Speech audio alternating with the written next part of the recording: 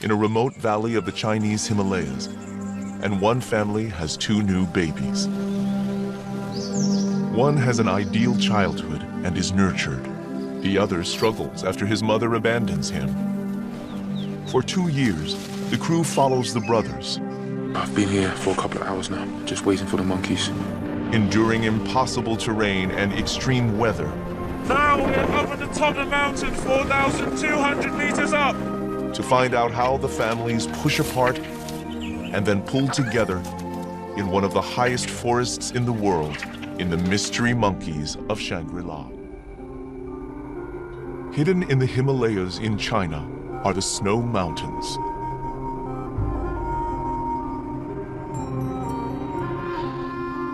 Behind peaks of up to 22,000 feet are inaccessible canyons, miles deep.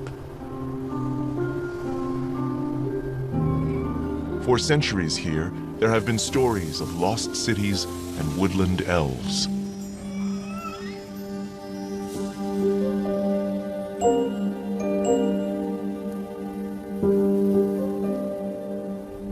The northeast corner of Yunnan province is cut off from the world by its formidable geography. Here, the eastern end of the Himalayas is sliced through by huge rivers. The Nujiang, the Mekong, and the Yangtze form 1,000 square miles of isolated mountains and forests. Chinese scientists arrived by mule train in 1960, looking for an animal known only from skins and thought perhaps extinct. They returned with news of a large mountain monkey, a living yeti. Xi Zhenong, a Chinese photographer, became obsessed. Starting in the 1980s, he dedicated himself to finding the monkeys. He became the first to film them in the wild.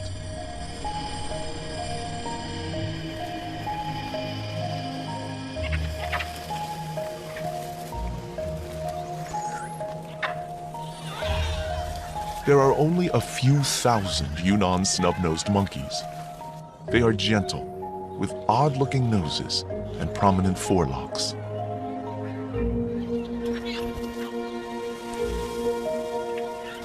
The young have ears like Yoda. The adults, with pink lips and almond eyes, are hauntingly beautiful. Though sometimes they do seem like old movie stars with too much plastic surgery. They live at a higher elevation than any other monkey.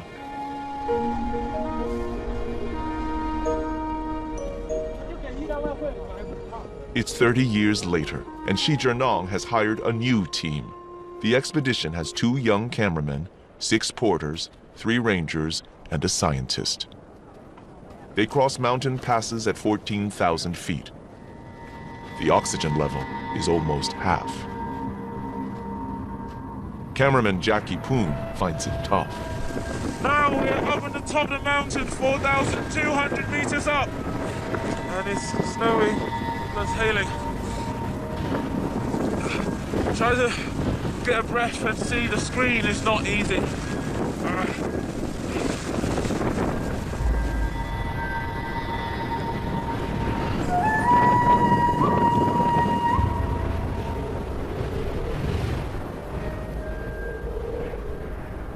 Behind the passes are valleys.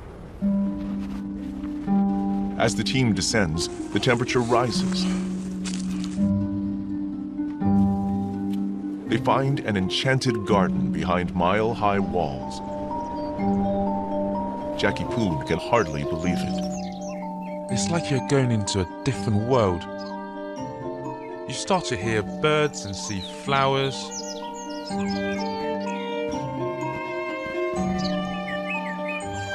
It's magical.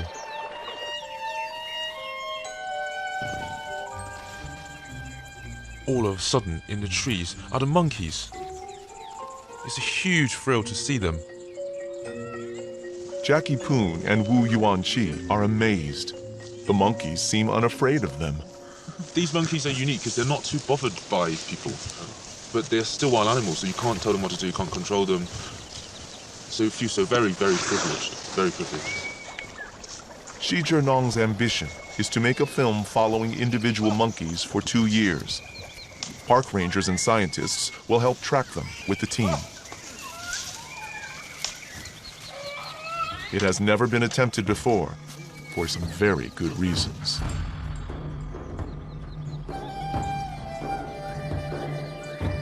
Covering impossible terrain are the last remaining troops of Yunnan's snub-nosed monkeys in the world. They move miles between precipitous valleys to find food.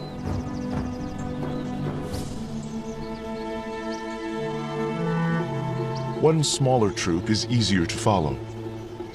There are 8 families in this troop, each with a male and several females and their young.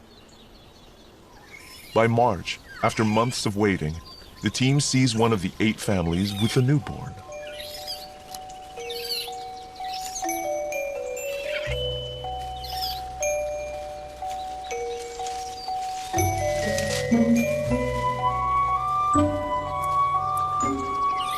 Scientists have only once witnessed a birth. The other mothers helped like midwives.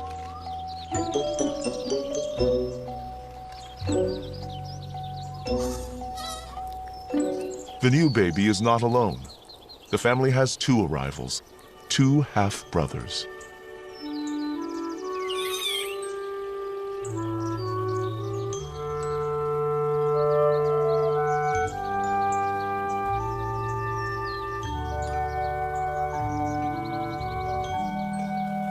The mothers have just 1 baby each every 2 or 3 years. It's too harsh here to support more. The other mothers and the father need to help. In a family of 6 adults, these 2 half-brothers should both be well looked after. But cameraman Jackie Poon notices one is neglected. Each mother treats her babies very differently. One is great and one is really hopeless. She keeps leaving her baby behind. Maybe she's inexperienced. I don't know. It's like she can't really believe that she's a mother now.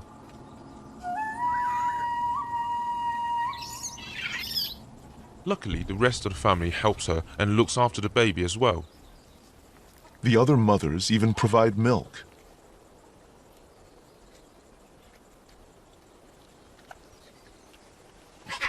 After a few weeks, his mother still isn't coping.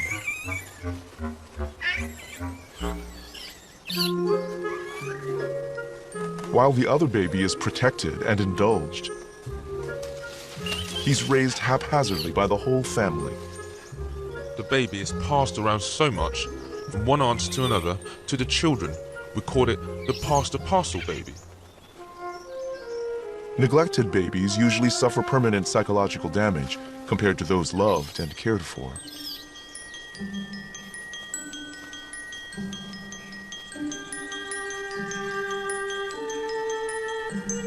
But scientific studies also show that a few of those that survive can become tougher and braver.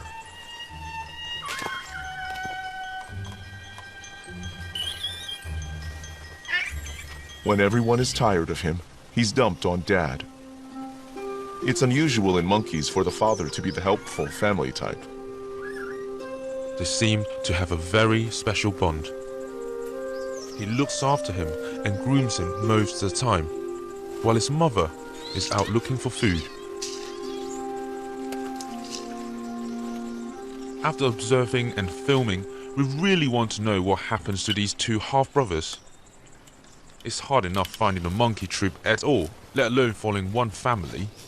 But it is really worth it, because of the potential story for each individual that no one has ever seen before.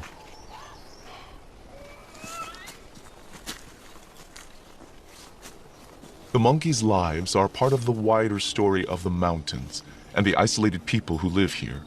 The whole area has hardly been filmed.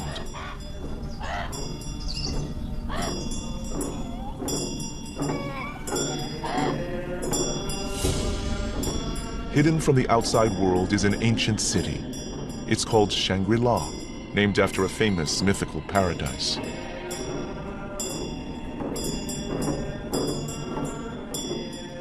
Prayer flags and burnt offerings are made by Tibetan Buddhists.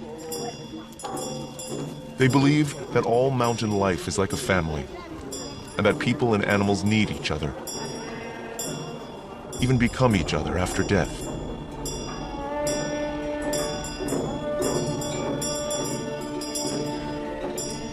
In spring, monks from the nearby monastery lead the village yaks up toward the monkeys' forests. It takes several days, and the calves face many hazards.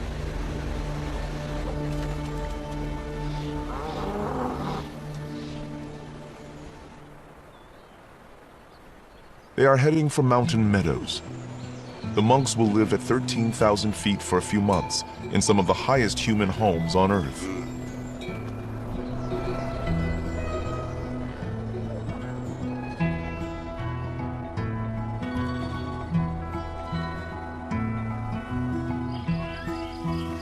It's May, and in the forest, the neglected baby is still being passed around the family and is always hungry. While his half-brother is cosseted like a prince, he struggles to cope.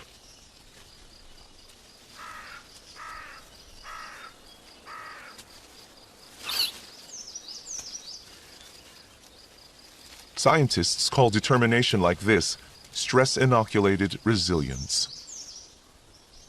One gets everything he needs, except freedom.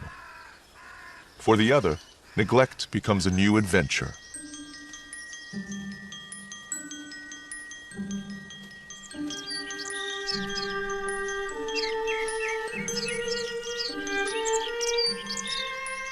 In May, the rhododendron forests welcome sunbirds arriving from miles below.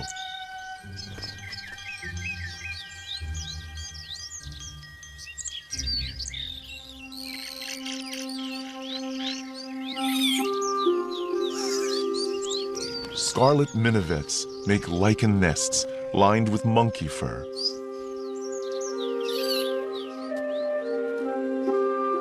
Alpine butterflies sip on buddleia.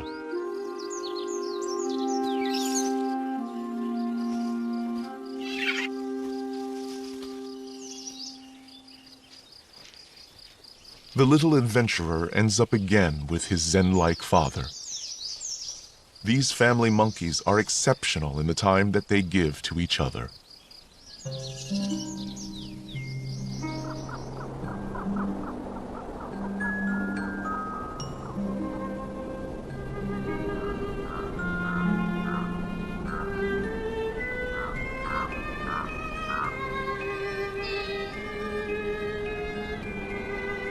By June, the team is confident that both babies will survive their first 6 months. They have time to focus on the wider troop. Snub-nosed monkeys can travel many miles a day for food. They find fir trees dripping with lichen, like cotton candy. In winter, there is little else edible in the forest, so the monkeys depend on the lichen. The Usnea lichen is also a powerful antibiotic and well known to Chinese medicine.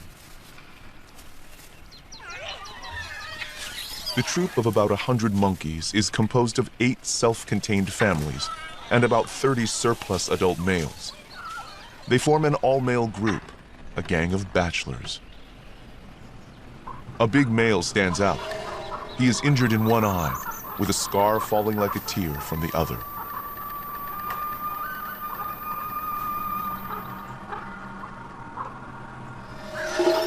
Everyone seems just a little afraid of him. He's the Pirate King, and his crew act as lookouts.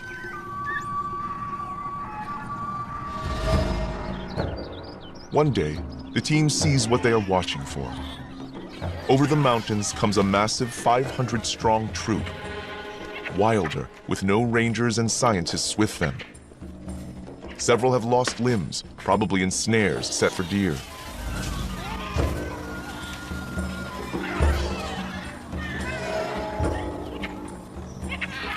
When most monkey troops meet, it's very violent.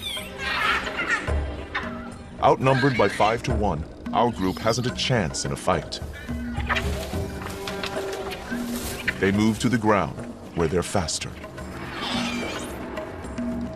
A few males discreetly swap sides. The younger females eye the neighbors with interest.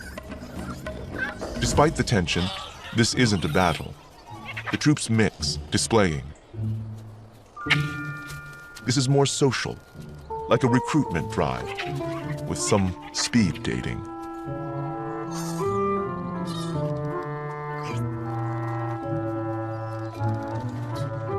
When time's up, a quarter of the world population parts peacefully. Their gentleness is a scientific puzzle. Lichen is everywhere, so maybe not worth fighting over. Yet a wild bamboo grove is well worth defending. Bamboo shoots grow a foot a day and are full of energy for nursing mothers. The monkeys look like little Buddhas sometimes, but to the team, it is more their gentle generosity that links the monkeys and the local monks. Yunnan snub-nosed monkeys are as rare as giant pandas, which may have once come up here in summer, but are now long gone from these mountains. After a morning's foraging, the afternoon is for grooming and snoozing. The little prince has had his milk. His neglected half-brother is kept alive by the whole family, but he doesn't get as much to eat. He often forages on his own.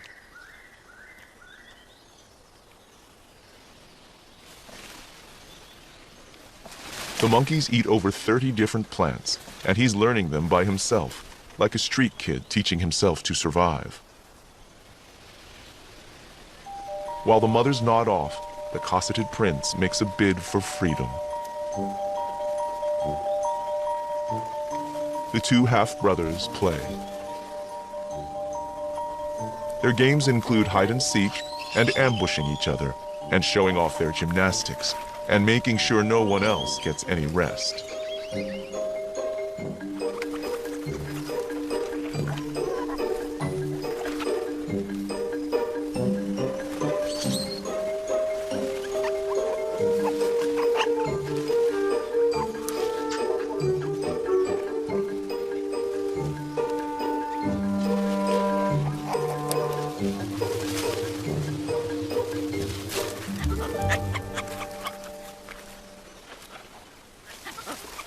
They are growing up fast.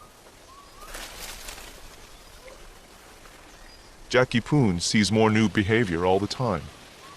Sometimes in the afternoon, after snoozing, the younger monkeys will go with a group of adults, particularly from the all-male group, to go and explore the forest. It's like a school really. They watch each other and learn. This temperate forest is one of the botanically richest in the world, with thousands of species. This is a UN World Heritage Site for biodiversity. Young snub-nosed monkeys learn to hunt for unique beetles and spiders. Childhood here is drawn out over 5 years. Some of these pupils are in their 3rd or 4th year.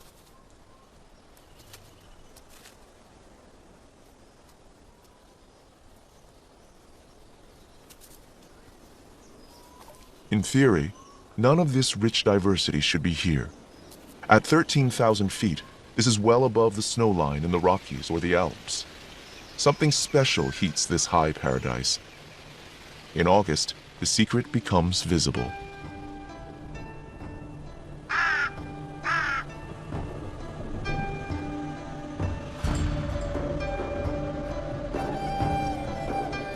Warmth flows up from the jungles below, thanks to a quirk of geography. Rivers, including the Yangtze and the Mekong, have cut valleys deeper than the Grand Canyon. Air funnels from Borneo and India, as through central heating pipes. Below the Himalayas, a few hundred Asian elephants live in Yunnan's river valleys. These Chinese survivors drink snowmelt from the forested peaks above.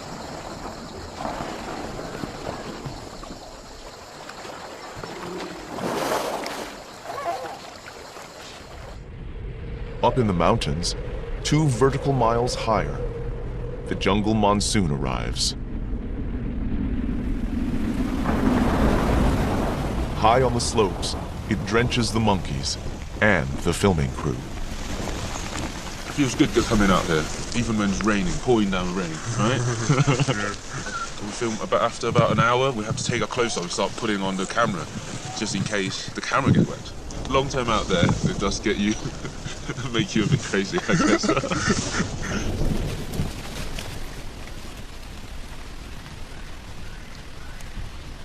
Fruit, like Himalayan dogwood, and cousins of lychees and kiwi fruit, and countless berries, all ripen. It's the last chance to fill up, before the leaves turn.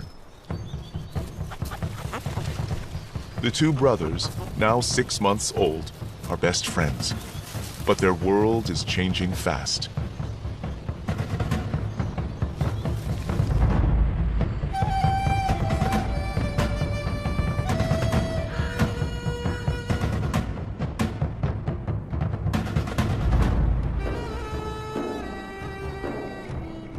It's soon time for the monks to leave the alpine meadows. With help from their neighbors, they are making yak butter, churning and cooking.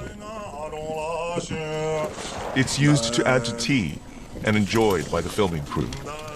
They kind of turn it into this frothy tea. It almost tastes like the English tea, but salty with more fat. It warms you up very quickly, and after a while it even tastes amazing.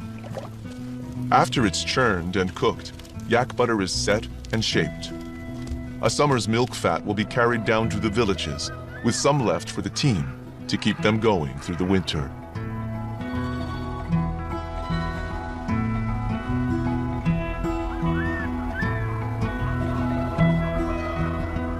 In the thin air, the temperature drops alarmingly fast. The filming expedition will follow the family despite the increasing cold. The rangers and scientists camp wherever the monkeys lead them. Finding a monk's hut is a rare luxury. Well, a long hike today. It's been... How long has it been? 7 hours. 7 hours, I think. We have hired about 8 people. That's why and 4 rangers on top, just to carry probably half a ton of equipment. So tomorrow we're going to send out the rangers to check out the monkeys, to track the monkeys down. It's quite a hard day today. The weather is not good, and we didn't find the monkeys.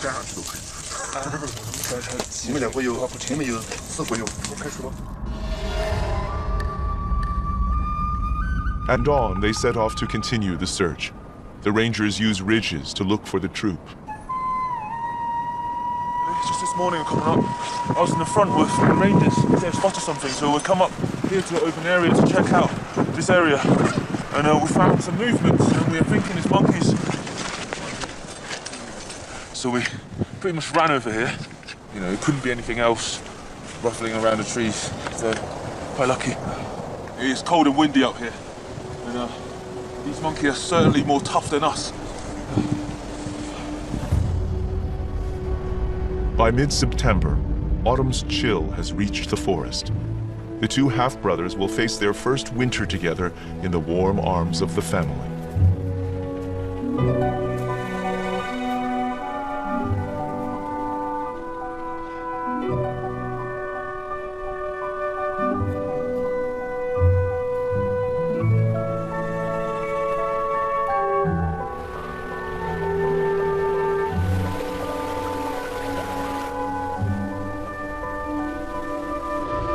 Just behind the peaks is the Tibetan Plateau, high, flat, and freezing. Wild yaks eke out an existence. Chiru, an antelope, live higher than any other. Alongside are Kiam, a wild ass, cousin of the ancestral horse. This freezing plain now controls the monkeys' lives, as the monsoon did from below only a month before.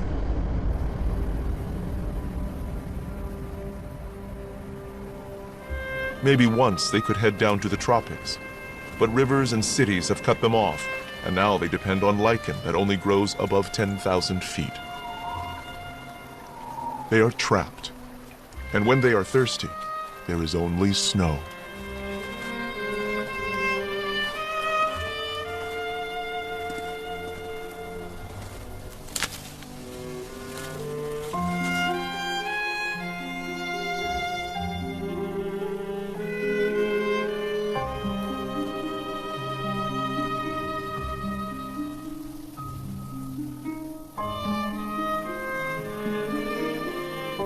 Each family remains distinct within the troop, nestling close together. The prince and his half-brother are at the heart of the huddle. There are dangers here, much worse than the cold.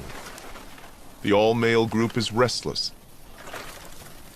The leaders would like to have wives and children to keep them warm, and plan a midwinter rebellion. The violence, when it comes over 2 nights in January, is all the more shocking from these gentle monkeys. The battle-scarred bachelor king leads a rare attack on our family in order to steal the females.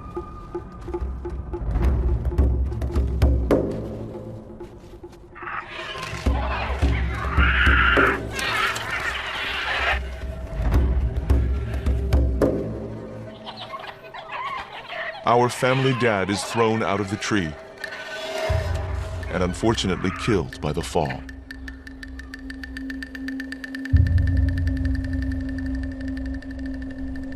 The scientists found his body a few days later. He was a great father and looked after the baby very well. It was such a sad moment for us, for the whole team filming the monkeys.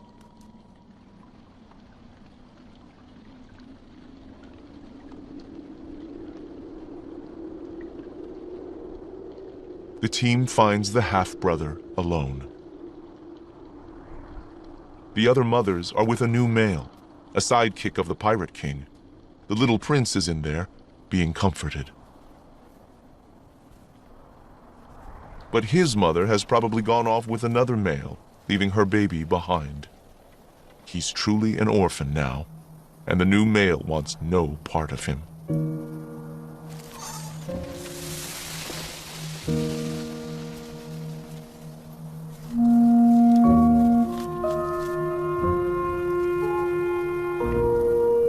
The troop has other families, and it's possible they could adopt him, but it's never been seen before. I really thought he would die. We all did. All we can do is hope.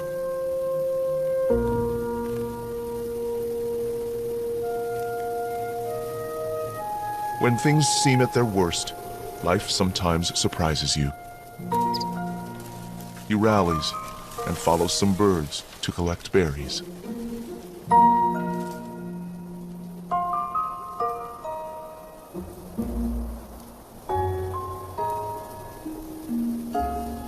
The monkeys are not the only ones influenced by hardship. Buddhism was founded across the Himalayas under the shadow of the harsh mountains.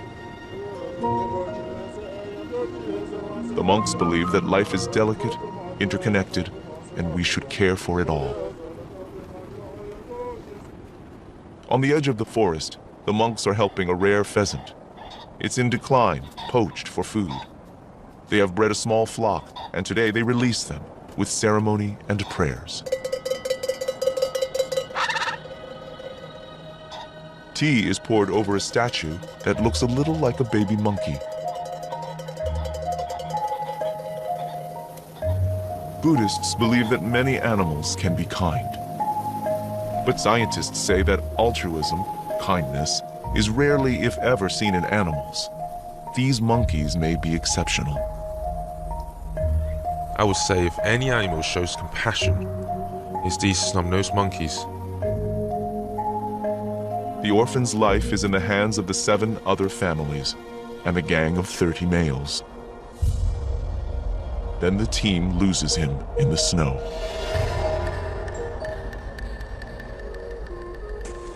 Finding the orphan was really hard, even with 4 rangers who knew most of the monkeys by sight. They're using their incredible eyesight to look for any movement in the distant mountains. And there's also another ranger up on top, also swatting for the monkeys too. And for us, we just got to be quiet, and hopefully we'll get to see the monkeys soon. But you can see over there, through the distance, just a lot of snow. So trekking through these snow really isn't easy. Jackie Poon and Wu Yuanqi try to hide in the path of the troop to learn what has happened to the orphaned baby. Well, I've been here for a couple of hours now, and just waiting for the monkeys that could well be coming across the mountain right in front of me. I'm spotting for any movements in the trees, and my colleague Wu is down in the gully, and he's looking for movement as well. We've been told by rangers this morning that the monkey's going to come across this way. If they come into this valley, I'm pretty sure we'll get them, either one of us. So just trying to be patient. I'm so happy when the monkeys come by, and I find the orphan on his own. He's still alive.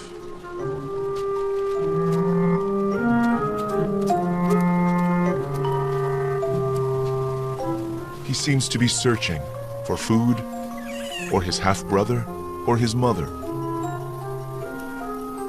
The team sees him approach other families, ones they've never seen him with before.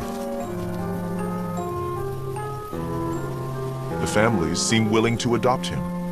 In most monkeys, adoptions are by blood relatives and infants beg to join them. These families seem to accept him already. Maybe he spends the colder nights with them.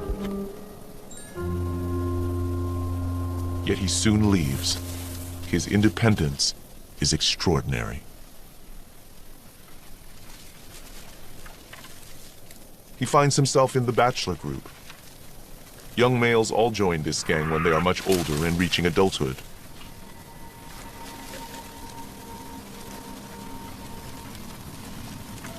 The bachelors can be dangerous, particularly the battle-scarred king. The scientists know he led the fatal midwinter attack.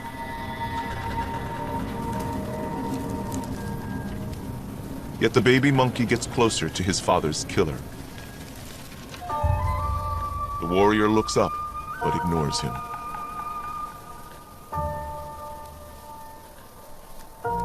Through March and April, the team are able to stay with the solitary juvenile more easily. I'm filming one day when an abandoned orphan spots his mother. It's the first time as far as I know.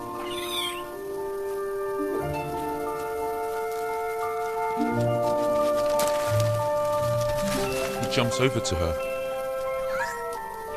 She hasn't got any milk for him.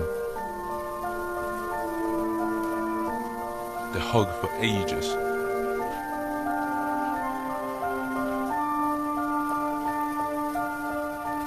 Then her new family moves on, and she has to follow. He just sits there, abandoned all over again.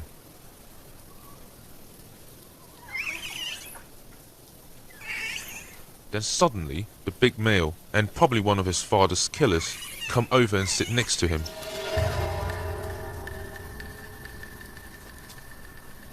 It's like the big bachelor has been thoughtful. He offers comfort and friendship. That was the moment that I thought, whoa, these monkeys are not like animals at all. To the team, it's a turning point. The abandoned baby has some surprising friends. They're unlikely to be close relatives. And there's not much a one-year-old can offer in return, yet for the moment the big bachelors seem protective. Until one day, the scar-faced leader chooses a tree that makes it impossible for the little one to follow.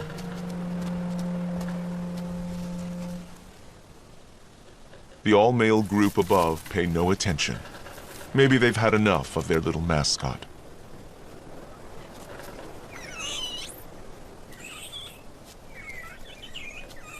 The Pirate King guards the trunk.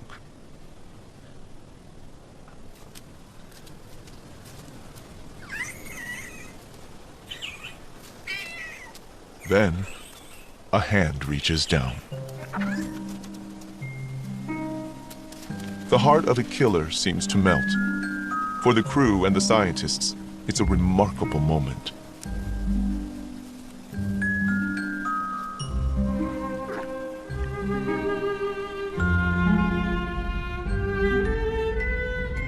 Spring finally returns again in May. The monks and their yaks have returned to the high meadows. It's a disappearing world of milking, churning, and cooking. Neighbors discuss how the monks and monkeys can be part of a modern China while drinking tea enriched with yak butter.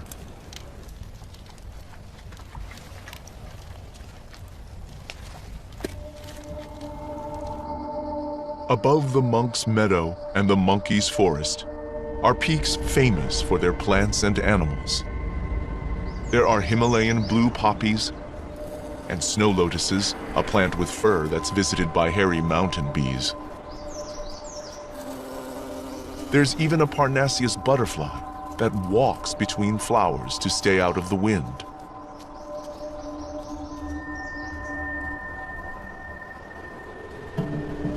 In Dune, increasing numbers of people make a long trek here, searching for a caterpillar infected by a fungus called cordyceps. It's been discovered to be a remedy for cancer. The trade in medicinal plants is lucrative, and the mountains are picked clean.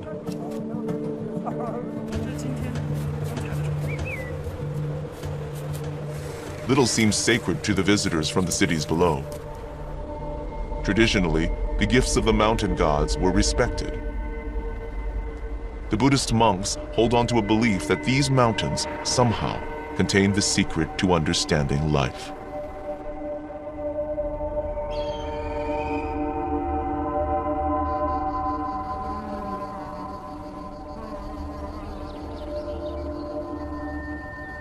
In a rhododendron glade at 13,000 feet, our lone youngster dines on flowers.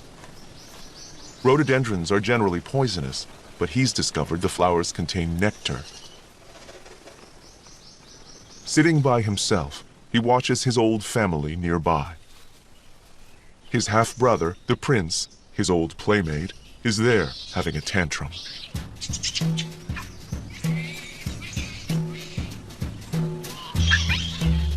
He's being weaned. His mother wants to stop his milk. He's furious.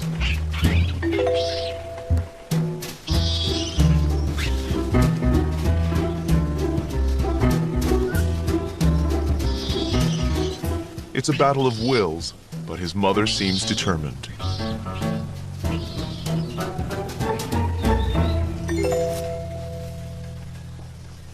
Eventually, the spoiled prince gives up and notices his half-brother.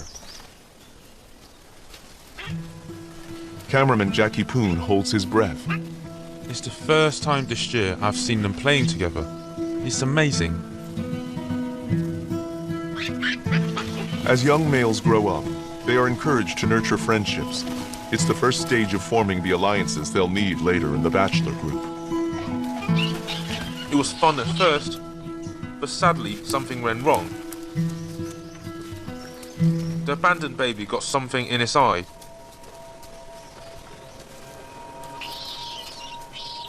He was blinded temporarily, and his playmate ran straight back to his family.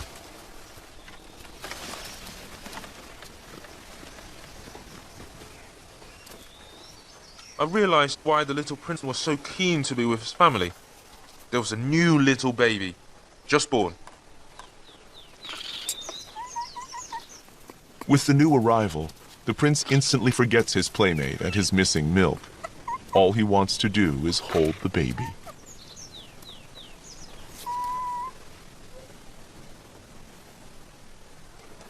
Over the next few days, he pesters and waits for his chance. Then, one wet afternoon, he gets it.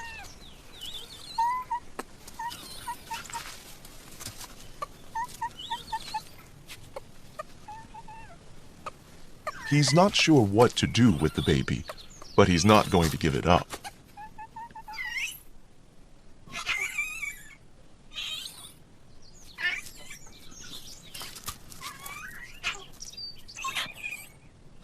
The newborn's hard to manage, more than he can handle.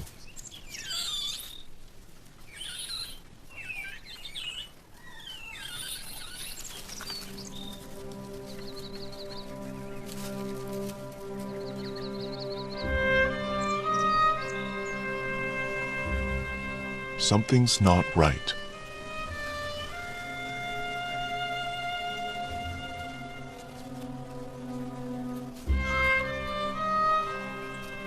Panic seems to sweep over the mothers.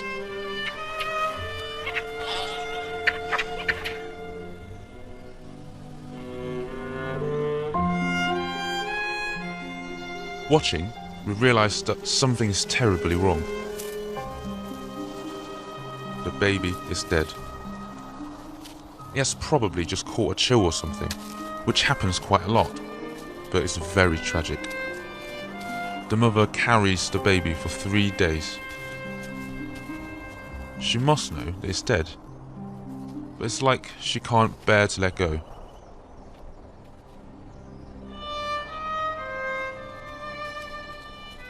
She finally lays it in the leaves on the forest floor.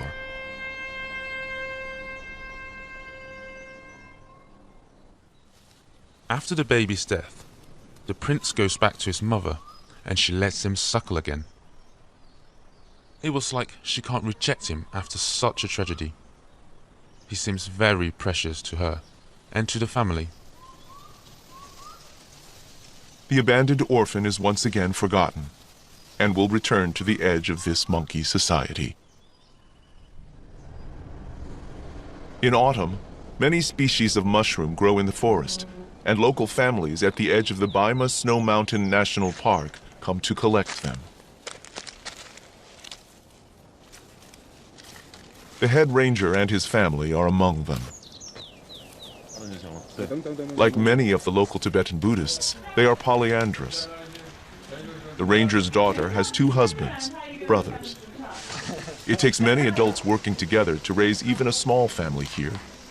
The harsh mountain life creates unusual families among humans as well as monkeys. Traditional entertainment competes with television these days. On TV are the hidden forests and monkeys, famous in China, and Xi Jinping's campaign to take on developers and create the reserve. The commentary tells of the forest elves that are fearful and have nowhere to go.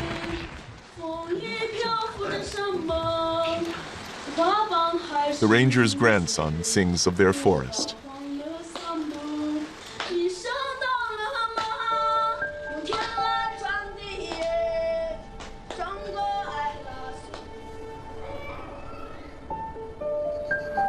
In summer, the meadows are full of flowers. For over 100 years, Western plant collectors have brought back azaleas and primroses, snow lotus and poppies, irises, orchids, and rhododendrons from the Himalayas for our gardens. At the edge of the meadow, the outcast watches. The cosseted prince grooms his stepfather. Unusually among primates, affection seems not to depend on bloodline. The forgotten friend sees the little prince move to his mother for milk. But she refuses. Once more, he is furious. His dance of frustration is ignored by all, except the little orphan, his half-brother. Everyone else just wants to snooze.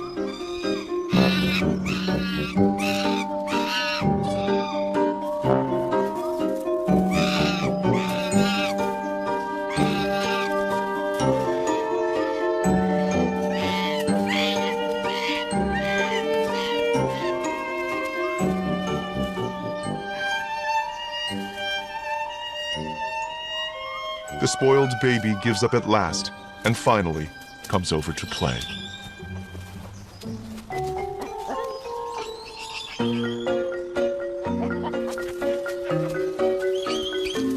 The 2 half-brothers tussle together, rediscovering a friendship. Up here, the important things to these monkeys are family and friends.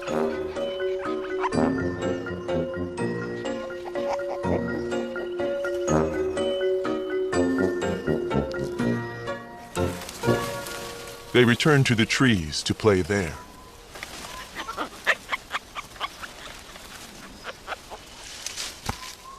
Later, the adults wake, and the little prince returns to his mother. She still refuses him milk. It's time to grow up.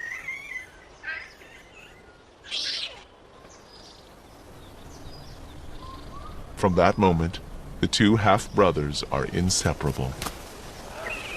I knew that was it, almost the end of the story. Except one day, the scar-faced leader of the Bachelors barks angrily at them.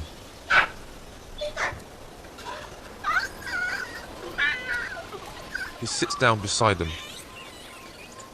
The Bachelor King seems to accept them into the gang. I'm so happy for them. Some of the older males are brothers here too. Their lives have finally come together.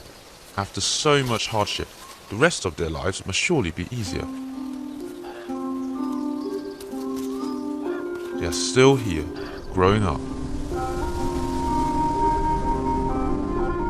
Like a chill, civilization is creeping around the mountains, pushing the monkeys higher and into a smaller area. Shi Zhenong's life's work to save a rare monkey is not over. But now, the monkeys are famous here as symbols of friendship and kindness.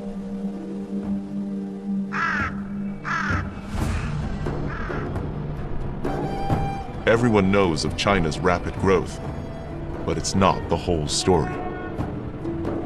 What I want to tell people internationally is to let them know that we are doing something here. We're doing good things here, and we're trying to make a difference. I think that's probably the most important for me.